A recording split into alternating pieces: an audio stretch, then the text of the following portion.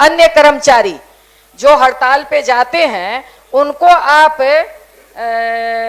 अवधि का उपार्जित अवकाश का समायोजन आप करते हैं, मगर इस एनएम को इतने दिनों से आज अब 26 आ गया और आप कह रहे हैं कि हम विचार ही करेंगे। मैंने अपने जवाब में लिखा है कि नियमितीकरण हेतु शीघ्र कार्रवाई की जाएगी।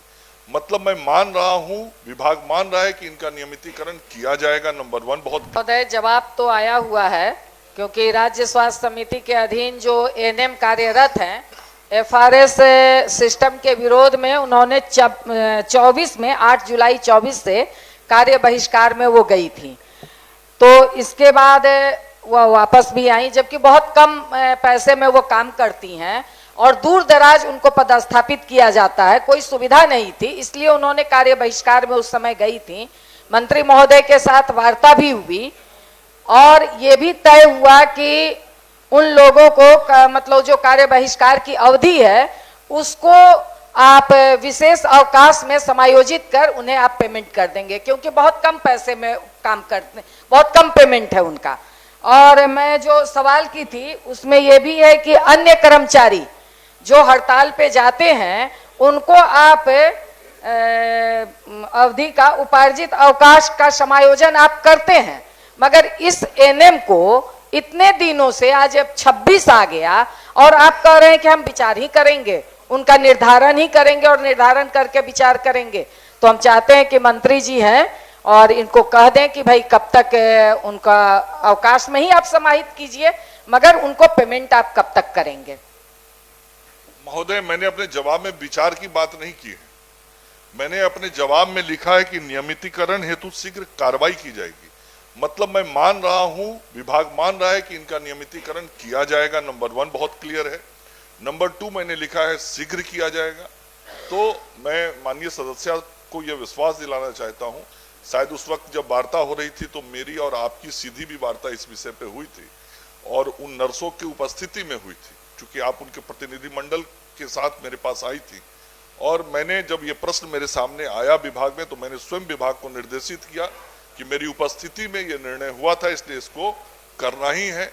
तो मैं विश्वास दिलाना चाहता हूं कि मैं शीघ्र इसको करवा दूंगा। क्लियर है, मेरी उपस्थिति में ये निर्णय हुआ था, इसलिए इसको करना ही है। तो मैं विश्वास दिलाना चाहता हूं कि मैं शीघ्र इसको करवा दूंगा। तो केंद्र को बढ़ाने के संदर्भ में विभाग कार्रवाई कर रहा है। मोतिहारी में कब खोलिएगा? हर कमिश्नरी वाइज एगो खोल दीजिए ना। छपरा में कब खोलिएगा? का प्रशिक्षण प्रदाता एजेंसियों के द्वारा विपत्र प्रस्तुत किया गया। उसके आलोक में 1,43,77,891 रुपए का भुगतान किया गया। शेष का भुगतान नहीं किया गया है और इसमें समय काफी लग गया है।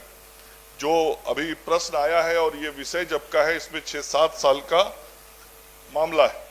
तो एक बार 6-7 साल पूर्व का राशि क्यों बकाया है, ये जानना बहुत विभाग के लिए जरूरी था। इसलिए मैंने विभाग को निर्देश दिया कि ये 6 वर्षों में भुगतान क्यों नहीं हुआ, क्या कारण है।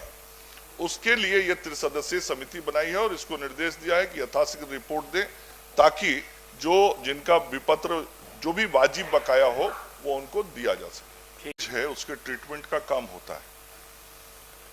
जैसा माननीय सदस्य ने बताया है, ये जो इंदिरा गांधी आईजीएमएस पटना में होता है, इसके अंतर्गत पटना, भोजपुर, बक्सर, रोहतास, कैमूर और नालंदा जिले का जो बायोमेडिकल कचरा है वो आता है और उसका ट्रीटमेंट होता है।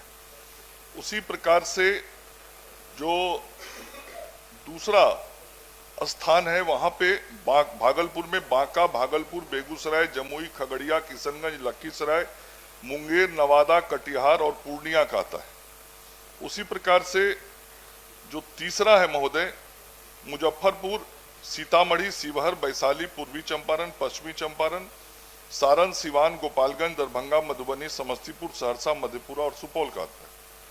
और चौथा जो स्थान है अरवल, अररिया, औरंगाबाद, गया, जहानाबाद, शेखपुरा इतने जिलों का आता है। इस प्रकार से पूरे राज्य को 4 भाग में बांट के केवल सरकारी अस्पतालों का ही नहीं, जो प्राइवेट हॉस्पिटल है, प्राइवेट हॉस्पिटल के भी जो वेस्टेज होते हैं वो लाए जाते हैं और उसके रेट फिक्स्ड हैं और उसके अनुसार उसका ट्रीटमेंट किया जाता है। मैंने अपने जवाब में ये लिखा है महोदय अंत में कि इतने जगहों पे तो ये काम हम कर रहे हैं, लेकिन साथ ही राज्य में अतिरिक्त बायोमेडिकल वेस्ट ट्रीटमेंट फैसिलिटी की स्थापना की कार्रवाई की जाएगी। मतलब सरकार और विभाग को भी ये लग रहा है कि इस 4 के बदला केंद्र और बढ़ाए जाने चाहिए, तो केंद्र को बढ़ाने के संदर्भ में विभाग कार्रवाई कर रहा है।